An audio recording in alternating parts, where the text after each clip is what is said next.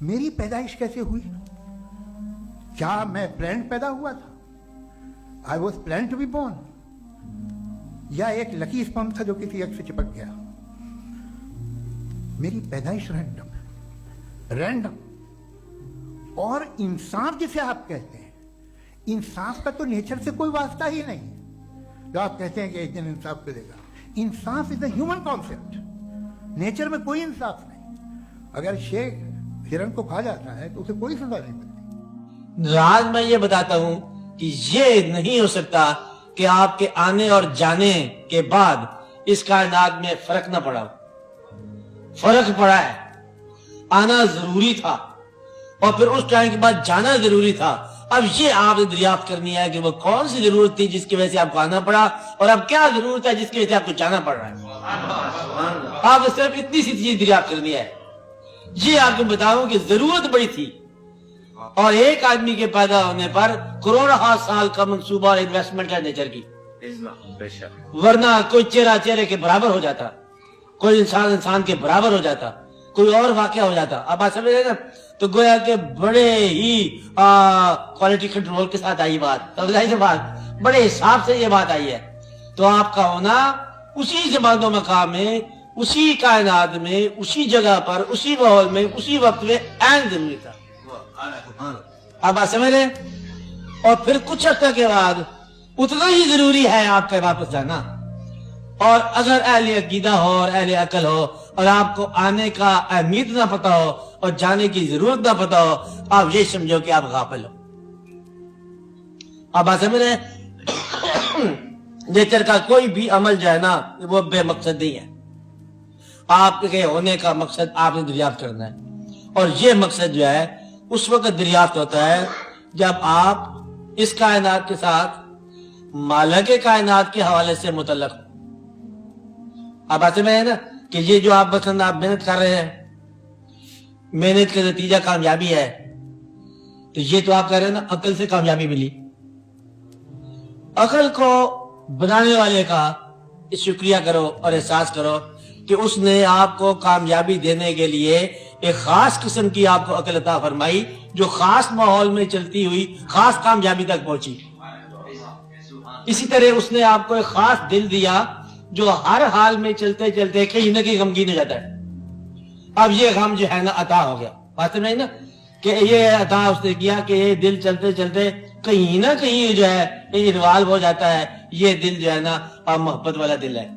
تو یہاں آپ دیکھتے رہتے ہو، اپنا انوالو ہونا دیکھتے رہتے ہو، مصروف ہونا دیکھتے رہتے ہو. میں بڑا بزی ہوں، بچوں کے لیے خوراک بچوں کے لیے. بچے کیا ہوتے ہیں؟ عطا. بچوں کے لیے احساس کیا ہوتا ہے؟ عطا. دینے والے کی عطا. دینے والے کے حوالے سے یہ عطا ہے نا، تو حوالہ نہ بھولنا. تو اس لیے ایسا نہ ہو کہ کبھی حوالہ بھول کے تو جو چیز تمہارے حوالے کی ہے اسی میں لگ جاؤ. حوالے اس نے کی ہے، حوالہ وہی رہے گا. شاید میں نہ گم ہو جانا، دینے والے کا خیال رکھنا. نعمت میں نہ گم ہو جانا، منعم کا خیال رکھنا. غم میں نہ گم ہو جانا، دینے والے کا خیال کرنا. خوشی میں نہ گم ہو جانا، خوشی دکھانے والے کا خیال رکھنا. زندگی میں نہ گم ہو جانا، زندگی دینے والے کا خیال کرنا. اور موت میں بھی غم زدہ ہونا، دینے والے کا خیال یاد رہے کہ اس کی مرضی جب چاہے اٹھا لے. میرا مقصد یہ ہے کہ آپ دین والوں کے لیے یہ بہت ضروری ہے کہ آپ اپنے اعمال اور اپنے مشاہدات اور اپنا سفر اور اپنے واقعات کو اس کے حوالے سے پہچانو، ورنہ ساری کی ساری گمراہی ہو جائے گی. محنت بھی ہوگی اور گمراہی بھی ہو جائے گی. آپ سمجھ رہے ہیں؟ یہ چھوٹی کی بات ضروری تھی. آپ کو بات سمجھ آ رہی؟ نیکی بھی اگر اس کے حوالے کے بغیر ہو، مجبوری کی نیکی، یہ تمہاری انا ہے. نیکی جو ہے نا مجبوری کی جو ہے یہ بھی تمہاری اپنی کوئی انا ہے. عبادت جو ہے یہ بھی تمہاری اپنی انا ہے. اگر اس کے حوالے سے ہے اور حوالہ موجود ہے تو پھر آپ کی نیکی بھی آپ بڑی ہی ادب میں ہوگی، آپ کی عبادت ادب میں ہوگی. عبادت کا معنی بادشاہ کا قرب.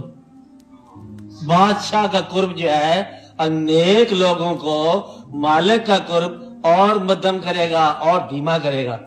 جو شخص اللہ کریم کا ارشاد سنو کہ اللہ کے محبوب صلی اللہ علیہ وسلم کے سامنے اونچی آواز کرنے والے کے اعمال ضائع ہو جاتے، اور اللہ کے سامنے وہ تو اللہ کے محبوب ہے، تو گویا کہ اللہ کے گھر میں بیٹھ کر اونچی آوازیں اور اونچی صدائیں اور اونچے جھوٹ بولنے والے کے اعمال تو اعمال ہی نہ رہے نا۔ مطلب یہ ہے کہ جو اللہ کے تقرب کا دعویٰ کرتا ہے اور اس کا دل جو ہے وہ نوبل نہیں ہوا، اس کی آواز مدھم نہیں ہوئی اور اس کی نگاہ زمین پر نہیں لگی، اور ولا تمشِ فی الارض مرحا، اور زمین پر وہ اکڑ اکڑ کے نہیں چلنا چاہیے، اس کو اکڑ کر چلنے والے جو ہے نا، یہ تقرب الہی کبھی حاصل نہیں کر سکتے۔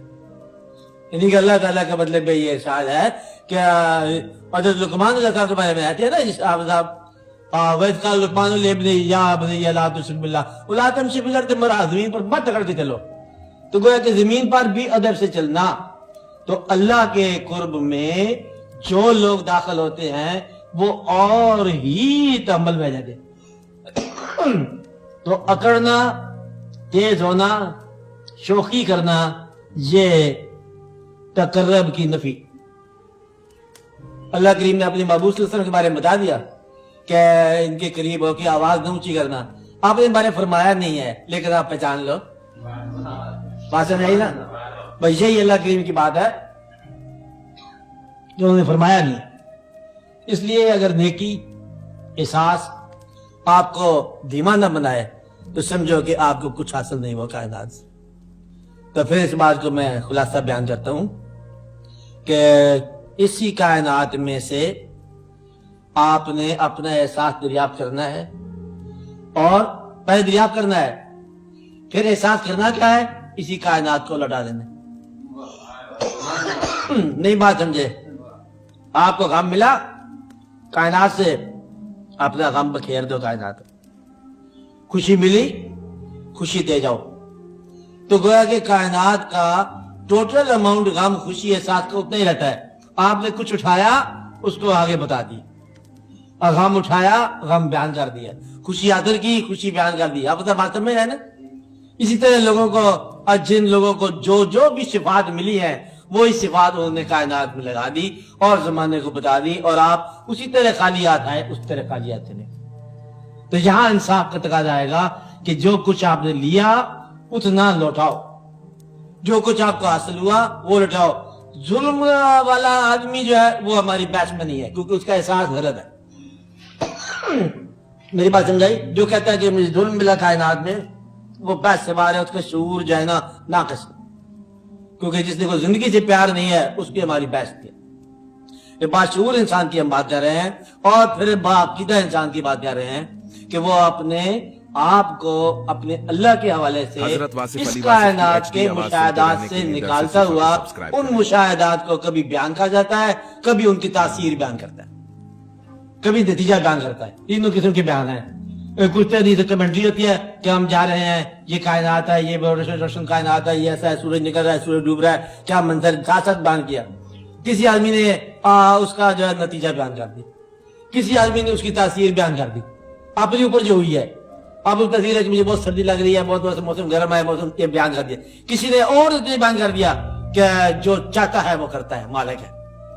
اب یہ نتیجے کا نتیجہ ہے۔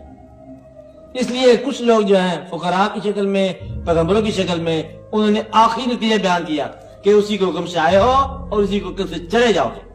اور جو درمیان کے لوگ تھے وضاحتیں کرتے رہے، دیکھو نا تمہارا یہاں ہونا ہے، یہ تمہارے نہیں ہونا ہے، یہ بچے تمہارے بچے نہیں ہیں، تم کسی کے ساتھ متعلق نہیں ہو، اپنا خیال رکھو، اور خیال میں اس کی وضاحت کرتے گئے۔ کچھ لوگ جو ہے صرف فطرت کو بیان کرتے گئے کہ یہ کائنات کا مشاہدہ رکھو۔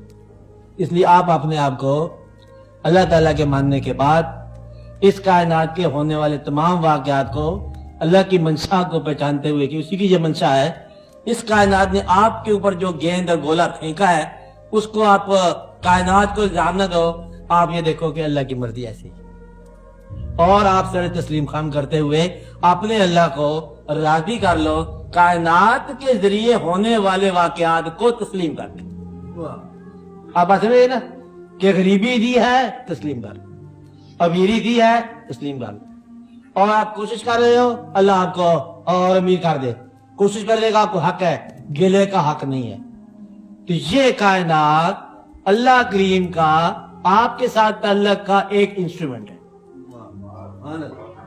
آپ آج سمجھیں نا، یہی مطلب ایک انسٹرومنٹ ہے، ایک ذریعہ ہے اللہ کا آپ کے ساتھ۔ کبھی کبھی براہ راست ذریعہ ہوتا ہے کہ کائنات کے بغیر، وہ ہے زمان و مکان سے دور کسی لامقام میں تعلق اللہ کرتا ہے، کبھی کبھی کرتا ہوگا، ہو سکتا ہے نا کہ انسان کے اوپر کوئی سجدے کی ایسی کیفیت ہو کہ وہ کہتا ہے نہ زمان ہے نہ مکان، نہ ہے زمان نہ مکان، لا الہ الا اللہ۔ اقبال صاحب ایسے کہا انہوں نے کہ شعر ہے کوئی ضرب جہاں دکھاؤ تھی، کیا شعر ہے؟ ہاں آگے بولو۔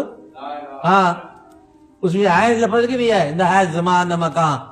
ہاں زمان شعر پورا یاد آپ دو کہ زمان ہی ہے وہاں مکان نہیں ہے۔ تو اقبال نے اس مقام کی نشاندہی کر دی۔ ایک مقام آتا ہے زندگی میں جہاں زمان اور مکان نہیں ہوتے، یہ کبھی کبھی کسی کو ملتا ہے مقام، ورنہ زمان و مکان کی قید میں آپ پابند رہیں گے، زمان و مکان کے اندر آپ گزریں گے، زمان و مکان سے گزرتے ہوئے خالق کون و مکان کو فراموش نہیں کرنا۔ پھر آپ کو یہ راز ہے، ہاں پھر آپ کو سمجھ آتا ہے۔